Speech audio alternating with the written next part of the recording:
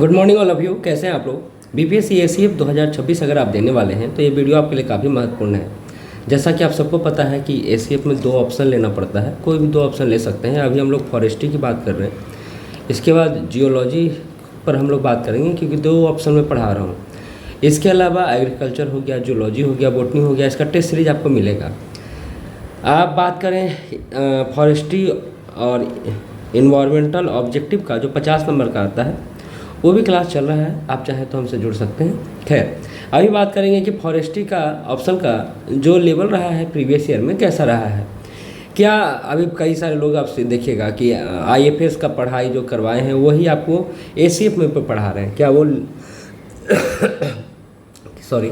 क्या वो चल पाएगा? क्योंकि कहीं ना कहीं आईएफएस का जो सिलेबस है वो तो एसीएफ से मिलता है, लेकिन जो क्वेश्चन का लेवल है वो काफ़ी डीप है आईएफएस में, जबकि एसीएफ में वो जो लेवल है वो आपको देखते ही पता चल जाएगा कि भैया ये सरफेस लेवल का क्वेश्चन है, बहुत ज़्यादा डीप नहीं जाना है। तो इसी बात को हम लोग देखने का समाज विकसित करेंगे, डिफ़िकल्टी लेवल समझेंगे और एक ओवरऑल बात करेंगे कि आप अगर इसका तैयारी करते हैं तो कैसे कर सकते हैं। लिमिटेड रिसोर्सेज है, खास करके हिंदी में तो कोई रिसोर्सेज है ही नहीं। एकमात्र मुझे लगता है मैं ही हूँ जो हिंदी में फॉरेस्ट्री ऑप्शनल आपको करवा रहा हूँ। इंग्लिश में भी हो रहा है, ये बाइलिंगुअल ही है, तो आपको इसको क्लास अगर लिए हैं तो आपको इसका लाभ मिलेगा। और साथ ही ऑब्जेक्टिव का प्रैक्टिस जितना आप कर रहे होंगे वो इन्वायरमेंट और फॉरेस्ट्री वाले ऑब्जेक्टिव सेक्शन में, इसमें सब्जेक्टिव सेक्शन में उतना ही लिखना है, पर क्वेश्चन लिखते जाइए, ज़्यादा बड़ा बड़ा नहीं लिखना है, आपको बस लिखना है। ठीक है, चलिए आगे बढ़ते हैं। हमारा जो यह प्लान चल रहा है आपको पूरा एसीएफ को लेकर, उसमें हम लोग जीएस बैच के अलावा फॉरेस्ट्री और इन्वायरमेंटल का जो ऑब्जेक्टिव है, जियोलॉजी और फॉरेस्ट्री ऑप्शनल, ये सब लेकर चल रहे हैं। इसके अलावा आपको अप्रैल माह में लैंग्वेज पेपर भी हम लोग करवाएंगे। आपको भूविज्ञान, जियोलॉजी, फॉरेस्ट्री, वनस्पति विज्ञान, जूलॉजी, बोटनी और एग्रीकल्चर, इन सब का टेस्ट सीरीज भी आपको मिलेगा। तो आप चाहें तो हमारे से इस नंबर से जुड़ सकते हैं। नंबर आपके सामने है 9334710148। इस पर आप व्हाट्सअप करिए, आपको सारी जानकारी व्हाट्सअप पर मिल जाएगा। ठीक है, चलिए आगे बढ़ते हैं। फॉरेस्ट्री का यह जो क्वेश्चन है 2020 में हुआ था, आपको पता है कि 2019 में आया था नोटिफिकेशन, और उसके पहले 2015 में हुआ था। 2015 का जो क्वेश्चन है वो ना तो बीपीएससी वेबसाइट पर है, न कहीं और मिल रहा है, तो इसको तो भूल ही जाइए। आपको 2019 का जो नोटिफिकेशन आया था, 2020 में जो एग्ज़ाम हुआ था, उसी के संदर्भ में हम यहाँ देख रहे हैं। एक बार नोट डाउन कीजिएगा, इसमें 6 क्वेश्चन ही आपको लिखना रहेगा और सभी क्वेश्चन इक्वल मार्क्स के रहेंगे। 1.5 घंटा का पेपर होगा, 75 अंक का पेपर होगा, पेपर 1, पेपर 2 फिर 75 अंक का होगा, 1.5 घंटे का होगा, इस तरह समझे। तो 6 क्वेश्चन आपको यहाँ पर लिखना है, ये बात समझ लीजिए। लगभग एक क्वेश्चन 12.5 नंबर के आसपास रहेगा, तो आप इसी अनुसार से 12.5 नंबर के आसपास रहने का मतलब है कि 150 वर्ड्स, 150 से 175 वर्ड्स तक आप लिख सकते हैं, 175 वर्ड्स तक आप लिख सकते हैं। तो ये समझिए शॉर्ट क्वेश्चन टाइप का ही लिखना है आपको, बहुत ज़्यादा लॉन्ग में भी नहीं जाना है, तो लॉन्ग का प्रैक्टिस ही नहीं करना है आपको। अब इसी में पहला ही क्वेश्चन आप जो देख रहे हैं वो देख रहे हैं, इसमें से 9 क्वेश्चन दिया हुआ है जिसमें 6 क्वेश्चन आपको बनाना है। Describe the essential features of the centralised nursery, केंद्रीकृत रोपण के आवश्यक घटकों का वर्णन करें। देखिए ये कैसा है, एकदम स्ट्रेट फॉरवर्ड क्वेश्चन है, जो पूछा जा रहा है वैसे बताना है। आपको सेंट्रलाइज नर्सरी के बारे में बताना है और उसके आवश्यक घटक कौन कौन से फैक्टर हैं जो इसके लिए ज़रूरी हैं उसकी चर्चा करना है। क्लासरूम प्रोग्राम में ऐसे कई सारे क्वेश्चन हम लोग डिस्कस करते हैं।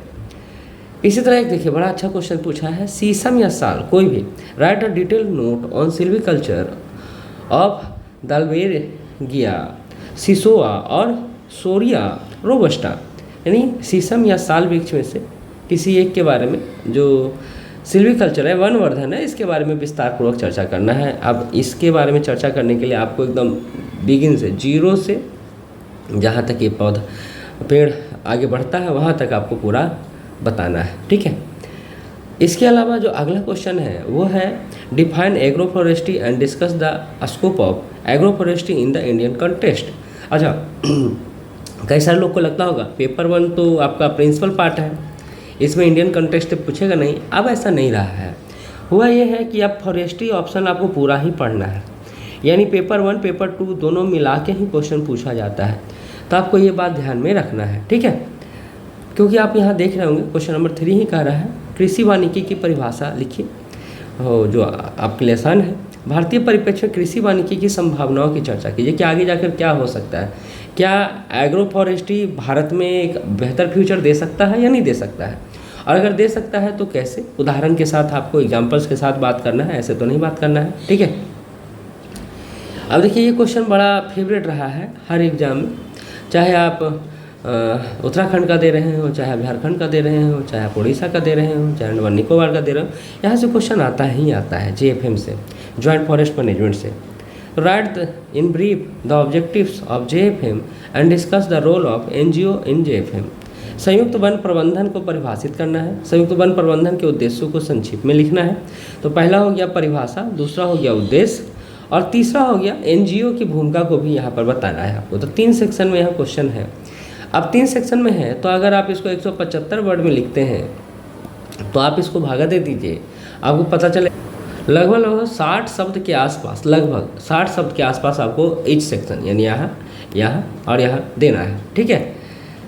अगला जो क्वेश्चन है वो कह रहा है कि मृदा की परिभाषा लिखिए। One of the easiest question, define soil and briefly describe the biological property of soil.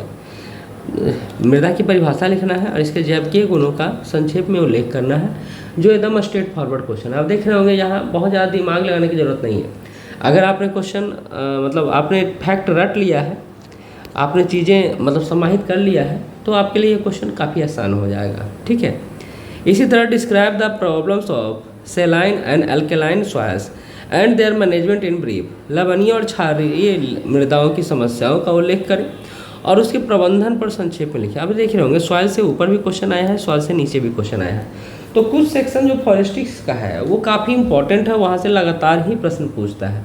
तो अगर आप पढ़ रहे हैं तो काफ़ी सारा पढ़ेंगे, लेकिन जो जिस पर ज़्यादा प्रैक्टिस करना है वो कुछ सेक्शन पर ही करना है, वो आपको यहाँ से पता चल रहा होगा। तो यही काम मैं क्लासरूम प्रोग्राम में कर रहा हूँ कि जो महत्वपूर्ण सेक्शन पर प्रैक्टिस करवा रहा हूँ और बाकी सबको पढ़ा दे रहा हूँ। ऐसा नहीं है कि नहीं पढ़ा रहा हूँ, पढ़ा तो सबको रहा हूँ, लेकिन जो इंपॉर्टेंट सेक्शन है उस सब प्रैक्टिस से हम लोग ज़्यादा करेंगे, ठीक है। इसी तरह अगला है पर्यावरण को परिभाषित करें। One of the easiest question. अब देखिए पर्यावरण को परिभाषित करना है तो सिर्फ पर्यावरण का परिभाषा अपने अनुसार लिख दे काम नहीं चलेगा। इसको आपको वन जो नियम है, जो भारत सरकार के नियम हैं या UNEP के नियम हैं या परिभाषा है, उसके अकॉर्डिंग आपको यहाँ पर देना होगा। या विधिवत जो नियम है वो नियम के अनुसार विधिवत जो परिभाषा है वो परिभाषा आपको डालना पड़ेगा। और पर्यावरण के घटकों के बारे में चलना है। Briefly discuss the components of the environment. तो पर्यावरण के क्या क्या घटक हो सकते हैं, जैसे मैंने बताया था आपको कि पर्यावरण घटकों की बात करें तो 2 घटक होता है, जैविक होता है और अजैविक होता है। जैविक होता है और अजैविक होता है, याद होगा आपको, है ना। इसी को हम लोग देखे थे कि एटमॉस्फेयर में बांटे थे, हाइड्रोस्फेयर में बांटे थे, लिथोस्फेयर में बांटे थे। तो हम लोग इसको विभिन्न भागों में बांटे भी थे।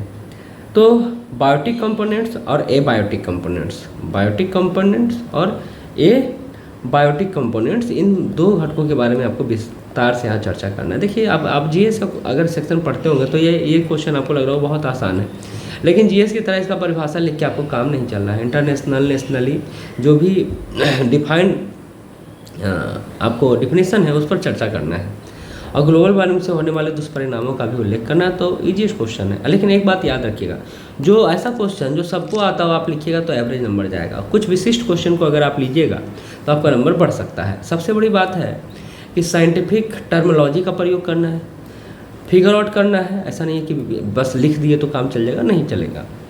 अगला है डिफाइन ट्री इम्प्रूवमेंट। वृक्ष उन्नयन को परिभाषित करें।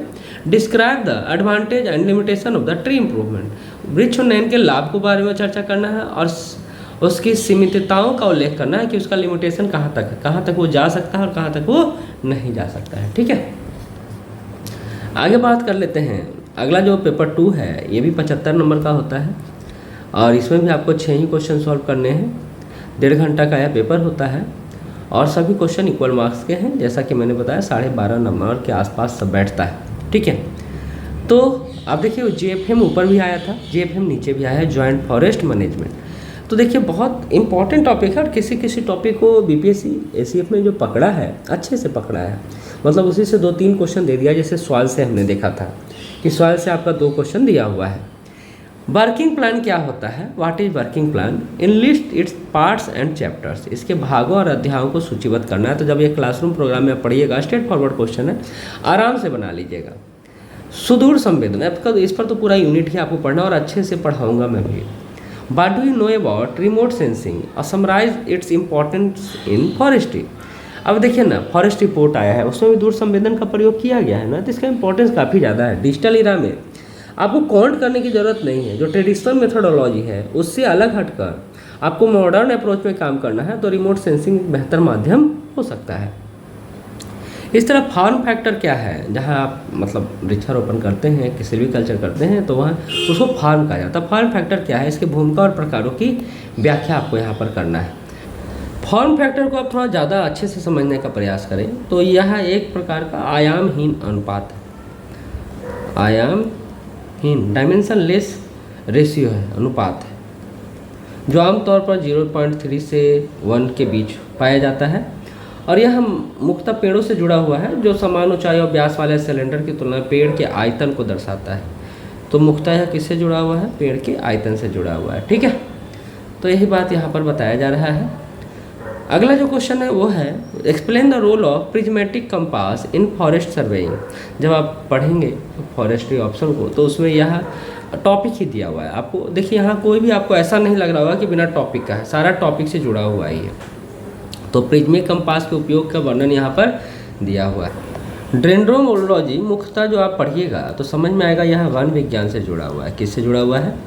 वन विज्ञान से जुड़ा हुआ है। तो उसी में पादप वर्गीकरण के बेंथम और हुकर प्रणाली, दो जो आपको पढ़ना है, उसी के कैरेक्टरिस्टिक यानी विशेषताओं के बारे में यहाँ पर चर्चा करना है। इसके अलावा अगला जो है भारतीय चिकित्सा प्रणाली में एंथ्रोबॉटनी की भूमिका का विवरण देना है। एंथ्रोबॉटनी को आप इस रूप में समझें कि यह मानव और पौधों के बीच संबंधों को लेकर है, पौधों के बीच संबंधों को लेकर बात करता है। और उसी में भारतीय चिकित्सा प्रणाली में इसकी क्या भूमिका है उसके बारे में आपको चर्चा यहाँ पर करना है। इसके अलावा अगला जो क्वेश्चन है वो कहता है विभिन्न वन कटाई प्रणालियों का ब्यौरा दें।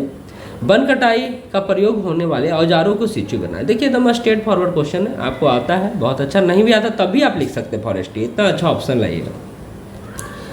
अगला है वनों में अतिक्रमण और अवैध शिकार पर संक्षिप्त ब्यौरा। Give the brief account of encroachment and poaching in the forest. अब देखिए संक्षिप्त ब्यौरा दें का मतलब क्या होता है, तो आपको अतिक्रमण को बताना है यहाँ पर, अतिक्रमण को बताना है यहाँ पर, यानी इंक्रोचमेंट को बताना है। फिर ये पोचिंग क्या है, वह शिकार क्या है, इसको बताना है। इसके लेकर आपको उदाहरण भी बताना है। इसके अलावा इसकी चुनौतियाँ या फिर इसके प्रयास भी दिखाना है आपको। ऐसा नहीं है कि बस लिख देंगे काम चल जाएगा, ठीक है। अगला है वनों से प्राप्त उत्पादों और सेवाओं का मूल्यांकन कैसे किया जाता है। How to valuation of forest goods and services done. देखिए हम जंगलों से बहुत सारी लकड़ियाँ निकालते हैं, बहुत सारे फलोत्पाद निकालते हैं, तो उसका कैसे हम लोग वैल्यूएशन करते हैं, इसको लेकर मेथोडोलॉजी है, उसी के बारे में यहाँ पर चर्चा करना है। तो इस क्वेश्चन को देखने के बाद एक चीज़ आपको एहसास होगा, भैया कम भी पढ़ेंगे ना और अच्छे से पढ़ेंगे तो ये क्वेश्चन लिखा जाएगा। बस हर सेक्शन को आपको अच्छे से देखना है। हाँ, पिछले बार की अपेक्षा इस बार थोड़ा सा टफ रहेगा, लेकिन इतना भी टफ नहीं रहेगा। तो आप अच्छे से तैयारी करें, साथ चलें, साथ बढ़ें, और बाकी हमसे जुड़ना है तो जुड़ सकते हैं। क्लास आपका अभी कंटिन्यू है। होली के बाद यानी आपका 9 तारीख से क्लास फिर से रिशेड्यूल हो जाएगा और क्लास ये चलने लगेगा, तो आप जुड़ें और इसका लाभ लें। धन्यवाद।